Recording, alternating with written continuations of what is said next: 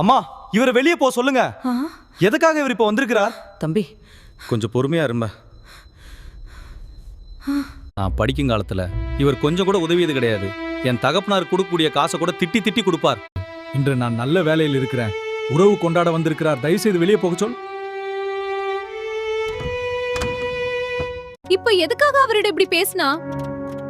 அவரை பத்தி உனக்கு என்னடா தெரியும்? எல்லாமே அவர் காசு தான்டா. அவர் போட்ட பிச்சை தான்டா உன் படிப்பு. அவர் ஒன்னும் உங்க அப்பாவுக்கு கொடுக்க வேண்டிய காசு ஒண்ணுமே இல்ல தெரியுமா?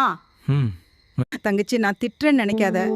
அவனுக்கு பொறுப்பு வரணும்னா, அவனுக்கு நல்ல எண்ணங்கள் வரணும்னா அடுத்து நான் இப்படி நடக்கிறதா சரி. நீ ஒண்ணு கண்டுக்காத தங்கச்சினார். அம்மா நீ என்ன சொல்ற? எனக்கு ஒண்ணும் புரியல.